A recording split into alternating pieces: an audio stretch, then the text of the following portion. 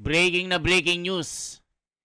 VP Sara Duterte napareact po at talagang binuljak niya po si Martin Romualdez sa pagiging state witness. Nako po, mga kababayan. Sabi po, Romualdez as state witness. VP Sara says, principal in crime is not qualified. Nako po, mga kababayan, matinding balita ito. Ginawa nilang pinaka-state witness itong si Tambaluslos na naging ito yung pinaka-principal in crime. Ito yung sinasabi ni VP Sara na yung ICI mas pinili si Martin Romualdez na maging state witness kaysa sa spouses ng Diskaya. Halaka. Kaya si dating Commissioner Comelec Rowena Guanzon napamura ng malutong dahil dito. Dahil ang ICI ay napakatindi ng panloloko, pangtatarantado sa bayan. Talagang halatado at bistado na may tinatago. Itong sinasabi ng mga tao. So ngayon mga kababayan, pakinggan po natin itong sinabi ng ating mahal na abogada na vice presidente na soon sa 2028 mananalo ito. Iboboto siya ng 100 million na botante na Pilipino. Halaka, eto na po mga kababayan. Magugulat kayo dito. Lang po namin yung reaction nyo dun sa sinabi po ni President Bongbong Marcos na hindi daw po aabot yung mga aligasyon ng korupsyon sa katanggapan po nila sa Office of the President kaugnay doon sa mga flood control projects po. Sasagutin yan ni Attorney Trixie. I would like to acknowledge the presence of Attorney Trixie.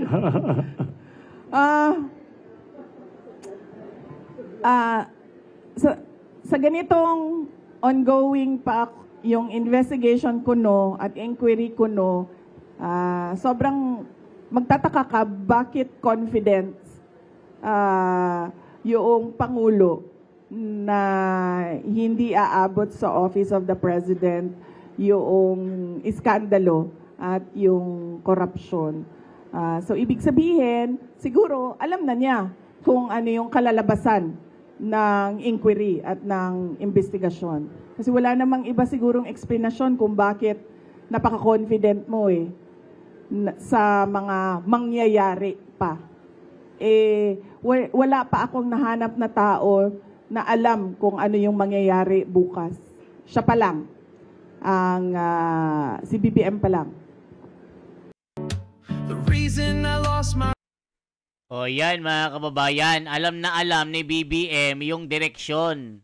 At alam na alam niya, tinalo pa niya si Madam Auring kung paano niya hulaan yung kinabukasan niya na hindi aabot ang investigasyon sa Office of the President. Halaka mga kababayan. Ito sinasabi ni VP Sara. Si BBM lang ang nakakaalam. Dinaig pa niya si Nostradamus. Manghuhula na. Alam na agad yung istorya ng kwento. Halaka mga kababayan. Kayo, ano masasabi nyo? Ba't alam ni BBM yung kwento? Alam agad na hindi dediretso sa pintuan ng opisina niya itong ginagawang investigasyon ng anomalya o korupsyon. Matindi, ano? Doon naman po sa sinasabi na baka possible na maging state witness si former Speaker Martin Romualdez, do you think magiging effective po siyang state witness doon sa mga flood control projects po? Sound, pakilakas ulit. Laksan konti. Pakilakasan konti. Ma'am, may natanong na rin po sa Malacanang kung patungkol doon sa pagiging state witness daw State witness ni former former Speaker. Speaker Martin Romualdez. Do you think magiging effective siyang state witness doon po sa flood control project po? Okay. Hindi ako mag-comment diyan kasi hindi ko alam kung totoo ba talagang sinabi ng ICI yan at desisyon talaga ng body yan na siya ay maging state witness. Mamaya na lang tayo magkomento kapag nandyan na yung kaso at nakikita na natin na totoo talagang state witness siya. Pero sa batas, yung principal sa krimen ay hindi pwede maging state witness. Thank you. Manila Times. Ma'am, good morning po. Yes. Good morning po, ma'am. Ma'am, ito po kapapasok lang po na balita. Tinuro, parang iniimbestiga, nag-order daw po si Ombudsman Remulla kay Secretary Dizon na parang investigate daw si Senator Bongo sa anumang possible link sa mga diskaya.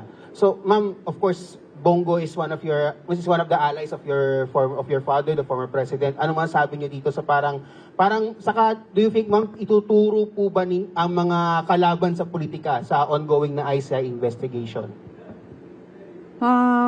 Hindi ko alam kung ano yung malamang nakakaalam niyan si BBM kasi ngayon nga confident na siya na hindi siya kasali sa mga hindi aabot. Tama ba? Ang sinabi, hindi aabot sa Office of the President ang corruption. So, siya lang makakasagot niyan kung ano ang mangyayari. Ano yung tanong mo?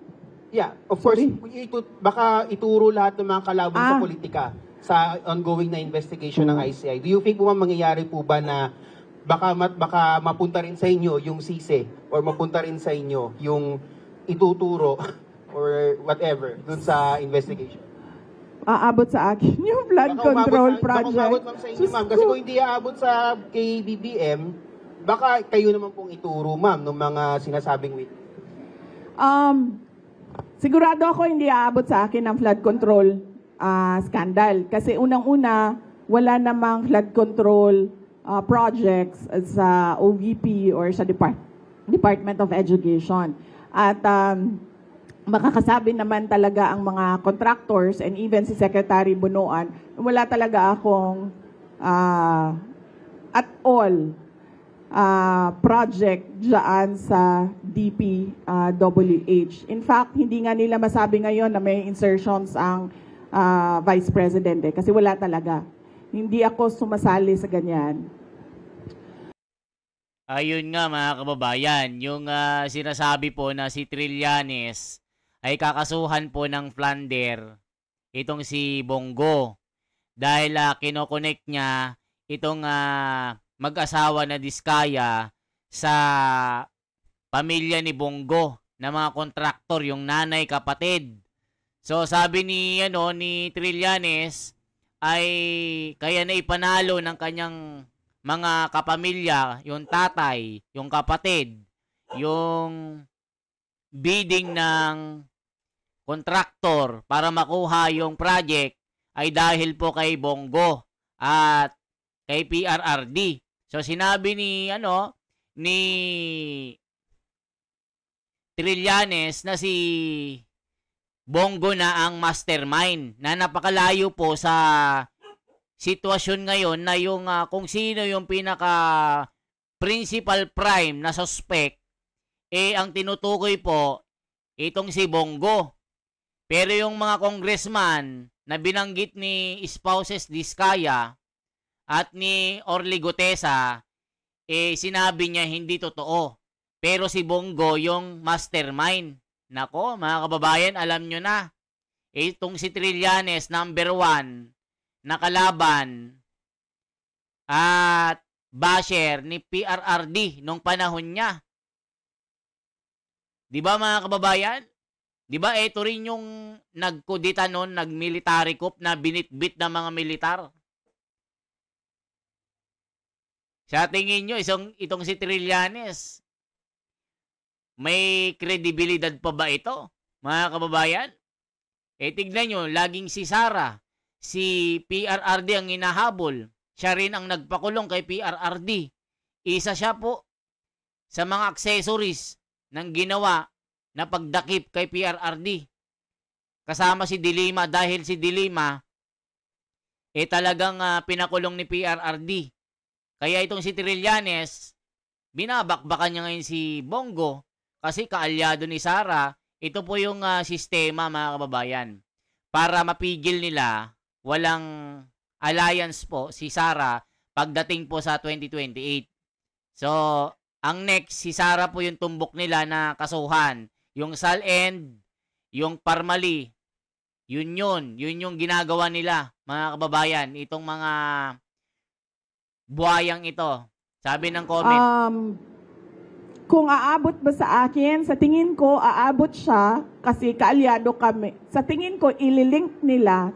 Sa tingin ko, susubukan nila na paabutin sa akin dahil sa kaalyado ni dating Pangulong Rodrigo Duterte, si Senator Bongo.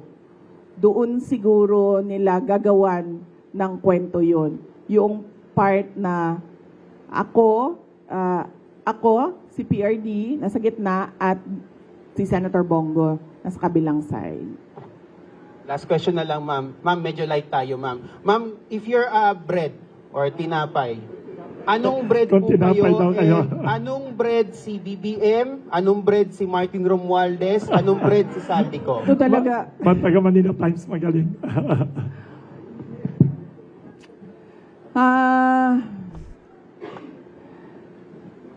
Definitely hindi bread si Martin Romualdez at si BBM. Sino yung isa? Apat yung Zaldico. Definitely hindi sila Tinapay.